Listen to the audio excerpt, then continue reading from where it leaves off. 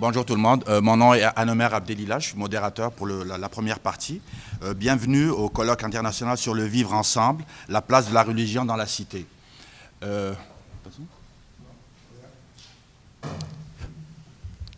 Un, deux, ok. Bienvenue au colloque international sur le vivre ensemble, la place de la religion dans la cité. On va commencer cette première partie avec la présence de Madame Sonia Sarah Lipsik, qui est présente ici. C'est une sociologue spécialiste du judaïsme contemporain, directrice d'Aleph, Centre d'études juives contemporaines, qu'elle a fondé en 2009 au sein de la communauté séfarade unifiée du Québec, SCUQ. Chercheuse associée à l'Institut d'études juives québécoises de l'Université Concordia, plusieurs publications à son actif. Elle a notamment dirigé la publication des femmes et judaïsme, aujourd'hui et co-dirigée Quand les femmes lisent la Bible, paru respectivement en 2008 et 2007 aux éditions InPress. Sa dernière publication s'insère dans l'ouvrage « Juive et musulmane, genre et religion en négociation ». CNRS, Cartala 2015. Je cède la parole à Madame Lipsik. Merci beaucoup. Alors donc je comprends qu'il y a 2 micros, c'est ça? Oui. Ok. Est-ce que comme ça c'est bon? Super. D'abord, je voudrais remercier les organisateurs de ce colloque, bien sûr d'ADES et l'Institut musulman de Montréal, ainsi que le Conseil des communautés marocaines à l'étranger. Depuis quelques mois, 2 ans à peu près, effectivement, au sein de mes responsabilités, j'ai à cœur ce dialogue judo-musulman, donc je suis très heureuse d'être ici parmi vous. Ma communication s'intitule « Femmes juives, religion et vivre ensemble en contexte d'immigration ». Alors, je vous propose de l'aborder en 5 points. Je vais d'abord commencer par donner des précisions sur le contexte d'immigration des Juifs ici au Canada. Ensuite, je parlerai des paradigmes de constitution des communautés juives en général et plus spécifiquement en ce qui concerne les femmes. J'aborderai l'héritage et le développement de structures et d'associations pour les femmes juives ici à Montréal. Enfin, ce sera le corps de la communication, les aspects des problématiques ayant trait à religion et femmes juives. En particulier, je me pencherai sur le cas du divorce, mais j'évoquerai également les structures d'aide pour les femmes victimes de violences conjugales, ainsi que le leadership religieux et les lieux de prière. Enfin, je conclurai par dialogue et défis, aussi bien par rapport, je dirais de façon interne, les dialogues et défis propres à la communauté juive par rapport à cette problématique, que dans le dialogue judéo-musulman. Voilà les 5 points. Ils vous conviennent? Attachez vos ceintures, on y va. Pour un dimanche matin à 9h30. Bon, alors, d'abord, quelques données, donc précisions sur le contexte d'immigration. Je veux juste dire que d'après le dernier recensement du démographe attitré Sergio de la Pergola, il y a dans le monde une fourchette de 13,9 millions à 18,2 millions de juifs dans le monde. Tout compris. Donc, bien, c'est religion monothéiste, première dans sa chronologie et minoritaire dans le monde. Cet aspect minoritaire, d'ailleurs, ainsi que son histoire, fait que le peuple juif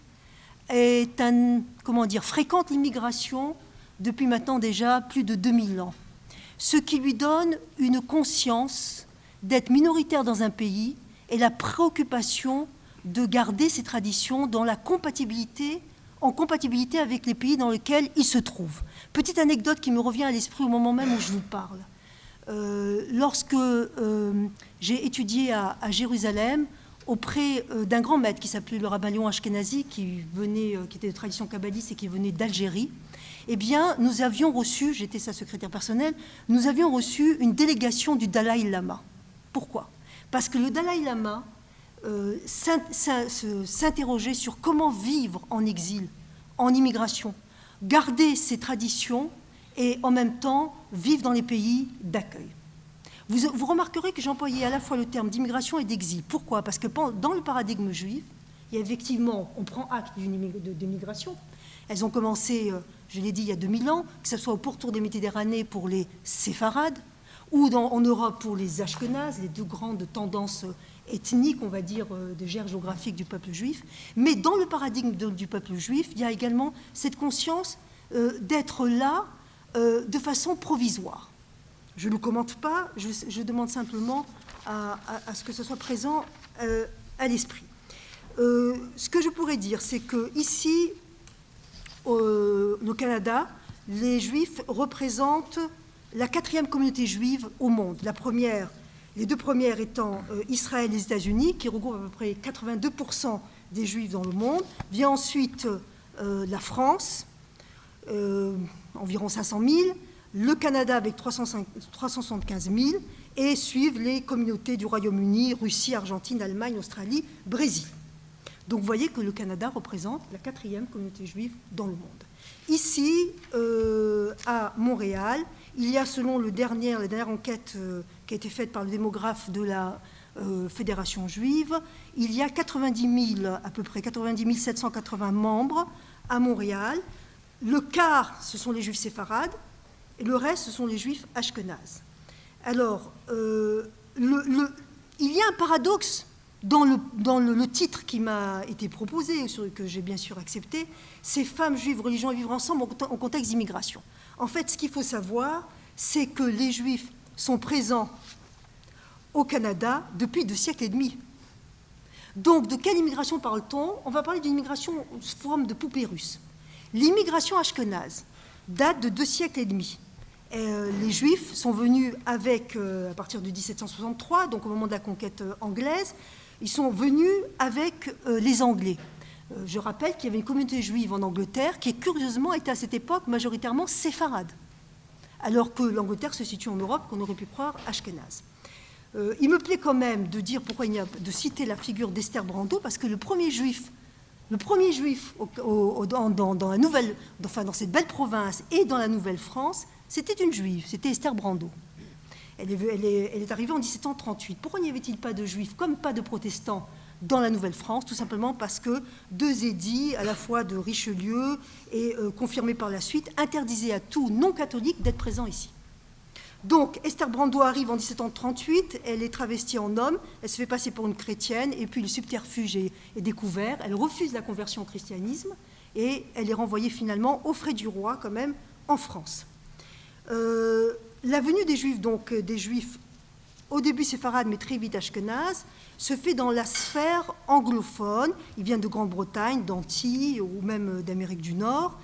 Même si la première synagogue est une synagogue la plus ancienne, qui a été créée en 1768, donc à la dernier quart du XVIIIe siècle, s'appelle Spanish and Portuguese Congregation, en hébreu She'erit Israël, textuellement le reste d'Israël. Avec des personnages aussi du monde séfarade importants, comme Abraham de Sola. Il reste que cette immigration est ashkénaze. Il y avait à la fin du XIXe siècle, en 1871, environ 500 juifs au Québec. En 1901, ils sont à peu près 7000. De 1901 à 1931, on en compte 60 000, soit un taux de croissance, d'après les chiffres donnés par Chantal Ringuet et Pierre Anctil, de 800%. Donc, cette immigration s'arrête avec la fameuse phrase sous le gouvernement de Mackenzie, au moment de la montée du nazisme, « None is too many ». Même un juif de trop, même personne, ça serait un juif de trop en quelque sorte. Et c'est comme ça que les juifs n'ont pas pu rentrer au moment et être réfugiés au moment de la montée du nazisme. On les retrouve ensuite, bien sûr, après les années 50, avec les venues des chassidiques, qui représentent ici que 10 à 12% de la population de Montréal, il faut le savoir, donc ils sont minoritaires. Après Esther Brando, la deuxième femme dont je voudrais parler, c'est Léa Robach. Léa Robach, elle est juive d'origine polonaise, elle naît ici. C'est une syndicaliste, une militante communiste, c'est 1903 à 2000. Elle est complètement bilingue, français et anglais, et elle va être une féministe canadienne auprès de Madeleine Parent, Thérèse Casgrain, Simone Monet-Chartrand, qui sont des noms de féministes connus ici, évidemment, dans l'histoire du Québec.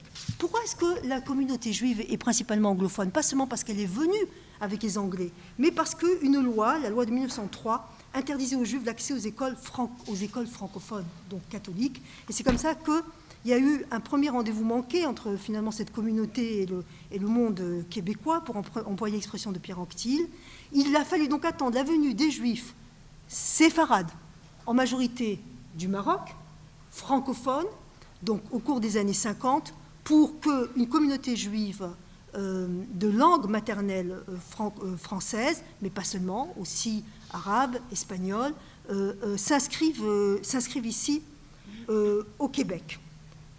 Je vous rappelle que donc ça s'est passé dans les années 50, mais même si les Juifs marocains ont constitué le gros de cette immigration, ils étaient précédés par les Juifs irakiens, les Juifs égyptiens, certains Juifs libanais et certains Juifs iraniens. Pourquoi ? Parce que environ à peu près, entre 850 000 et 1 million des Juifs des pays arabes et d'Iran ont fui les pays arabes suite à la montée des nationalismes arabes, des expropriations et des spoliations pour certains, comme en Irak par exemple ou en Égypte. Et c'est pourquoi nous commémorons chaque 30 novembre, pour la 2e année consécutive, la journée commémorative des réfugiés juifs des pays arabes et d'Iran. Bien sûr, les Juifs marocains sont les mieux lotis, mais n'empêche qu'ils sont en grande partie, dans leur immense majorité, ont quitté le Maroc. Je suis moi-même née au Maroc, malgré mon nom imprononçable. Vous m'avez fait l'amitié de me demander comment le prononcer avant. Donc, on est ici dans un contexte d'immigration qui bénéficie d'une immigration précédente. Autrement dit, les Juifs séfarades ont bénéficié de l'immigration des Juifs ashkénazes. Ces Juifs ashkénazes étaient animés d'idéaux socialistes. Ils venaient en grande partie, je l'ai dit, d'Europe, de Russie, Pologne, et ils ont laissé une empreinte dans la communauté juive par des structures sociales, d'ailleurs ouvertes à tout à chacun. Il reste que les Juifs ont été la première communauté non chrétienne ici au Québec. Bien sûr, je ne parle pas des autochtones qui ne sont pas des immigrés. Et sachez que le yiddish, le mélange d'allemand et d'hébreu, était la 3e langue parlée jusqu'à peu près 1950 à Montréal, après le français et l'anglais. Bon, quels sont les paradigmes de constitution des communautés juives en général et en ce qui concerne les femmes ? Il y a d'abord un viatique, je vais le dire en araméen, il vient du Talmud, et ça va résonner également pour la pensée de l'islam. Dina de Mahuta Dina, à savoir la loi du pays est ta loi. Autrement dit, avec ce viatique, les Juifs s'inscrivent dans des contextes d'immigration depuis 2000 ans. En ce qui concerne le pénal et le civil, c'est la loi du pays qui prédomine. Un autre paradigme qui est extrêmement important, c'est Darke Shalom, les voies de la paix. Ainsi, ça permet d'ouvrir un certain nombre d'obligations que les Juifs ont entre eux à autrui, au nom même des voies de la paix. C'est pourquoi, par exemple, dans l'Institut ici d'accueil des immigrés au METS, à la Fédération, elle est ouverte, bien évidemment, dans le quartier de Côte-des-Neiges, à des non-juifs, comme aussi les structures d'aide caritative. Je veux citer le café, 2 fois par semaine, qui est ouvert aux juifs et aux non-juifs, ou MADA, qui est une initiative aussi de la communauté Lubavitch. Donc, ces deux viatiques, Dina de Mahuta Dina et Darke Shalom, guident les Juifs dans leur contexte d'immigration. S'ajoute à ça que quand une communauté juive s'inscrit quelque part, elle crée, bien sûr, un lieu d'étude et de prière, mais elle crée aussi un bain rituel, mikvé, parce que sinon, il ne pourrait pas avoir de relations sexuelles, puisque la femme, à l'issue de ses règles, de ses menstrues, va se baigner dans le mikvé et y crée des structures pour les personnes âgées et les orphelines. Donc, ça fait partie des mitzvot, des commandements que nous nommons mitzvot ben adam le havero, les mitzvot qui nous lisent à autrui. Attendez, que je me retrouve dans mon plan. Ça n'a rien à voir là. Voilà. Alors, je vais t'envahir aussi un peu de ce côté-là. Donc, maintenant, j'ai mentionné les héritages et développement des structures et associations pour les immigrants et les femmes juives. J'ai parlé d'OMES, qui en fait portait le nom de JICE, Jewish Immigration Action Sociale. Il y a également eu, en ce qui concerne les femmes, des créations de sisterhood, de sororité, d'associations sororales au sein des synagogues. Elles ont effectivement une vocation caritative. Et puis, je voudrais citer les femmes juives francophones qui ont œuvré pendant des années. Leur association s'est arrêtée, mais j'espère qu'elle renaîtra de leur cendre. Pour arriver au vif du sujet, je voudrais donc parler des aspects problématiques ayant trait à la religion et aux femmes. Et je prends l'aspect du divorce parce qu'il va bien nous mettre au cœur des tensions entre social et religieux ici. Il faut savoir que le divorce, en hébreu, le get, il y a une dissymétrie à la base. Cette dissymétrie est la suivante. C'est l'homme qui accorde le get, le divorce. Donc il s'agit au fond d'une répudiation.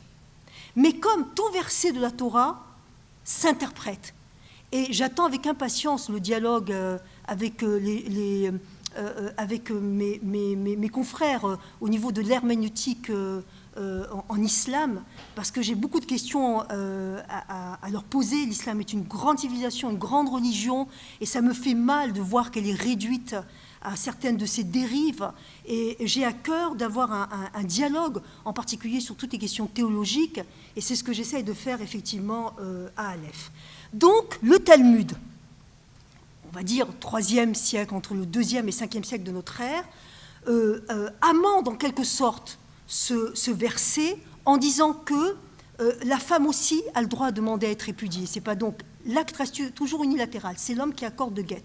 Mais la femme a le droit de le demander, pour des raisons d'ailleurs qui peuvent être très diverses. Par exemple, si sa jouissance sexuelle n'est pas acquise, ça peut être une raison pour laquelle elle peut demander, puisque c'est un des devoirs de l'homme d'honorer son épouse, elle peut demander à être répudiée, elle peut aussi refuser la répudiation, dans une certaine mesure. Il reste qu'il y a cette dissymétrie, même si, au fil du temps, je viens de donner un exemple, les sages d'Israël, les rabbins, les rachamim, comme nous disons dans notre langage, ont essayé de la cadrer, de faire en sorte qu'elle soit la moins injuste possible. On n'y est pas encore arrivé, mais en tant que féministe, je peux vous dire qu'on est dans le bon chemin.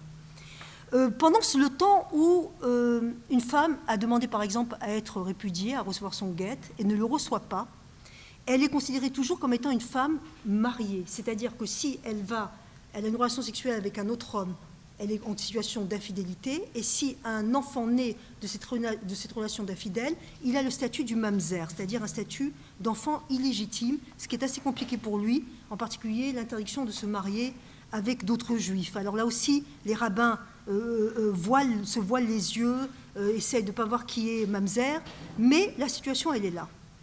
Donc, alors qu'au même moment, ce même homme monsieur qui refuse le guet à sa femme, pourra avoir une relation sexuelle avec une femme non mariée, bien sûr, et le statut de l'enfant qu'il aurait serait un statut tout à fait plein. Quel est le moyen de pression pour qu'un homme donne le guet à sa femme et ne la laisse pas dans cette situation, comme on dit en hébreu, d'aguna, ancrée à son statut marital? Eh bien, dans les sociétés juives religieuses, ou qui étaient régies par le Beddin, le tribunal rabbinique, et en particulier aussi dans le monde séfarade, eh bien, il y avait une possibilité de nidouille, c'est-à-dire de réclusion, d'excommunication en quelque sorte de cet homme. Il n'avait pas accès aux services communautaires. Par exemple, un juge de Marseille, il n'y a pas longtemps, pour un homme qui vendait de la viande cachère, eh bien, qui refusait de donner le divorce, le guet à sa femme, ce juge rabbinique a décidé que plus aucun juif n'irait acheter de la viande cachère chez lui. Peu de temps après, il donna le divorce à sa femme. Bon, mais dans un monde séculier, la question se pose. Je voudrais encore dire que dans le monde séfarade, il y avait une ingéniosité au niveau de la halacha, de la loi, en particulier des accords prénuptiaux, où monsieur et madame s'engageaient, l'homme a donné le guet, la femme a l'accepté, dans une situation où il n'y avait plus de shalom bayit, de paix dans les ménages. C'est ce que demandent les féministes, et dans le monde orthodoxe. Il faut quand même que je vous dise qu'il y a 5 courants dans le monde juif: le courant orthodoxe, le courant réformé, le courant conservatif, le courant reconstructionniste et le renouval. Donc 4 courants non orthodoxes. Et les choses ne se situent pas de la même manière. Mais le courant orthodoxe reste référentiel en Israël, et ici aussi à Montréal, et en particulier aussi pour le monde séfarade, qui ne se reconnaît pas dans notre courant, parce que c'est une culture anglophone qui est née en Allemagne, Angleterre, et qui s'est développée ici. Donc il y a toujours le fait d'adouber, d'accréditer la référence orthodoxe comme étant essentielle. Donc la situation est la suivante, parce que vous savez, aussi éloignés que soient les femmes ou les hommes, on constate quand même qu'au moment du mariage, il y a un désir de se marier sous la choupa, c'est-à-dire sous le dénuptial, auprès d'un rabbin.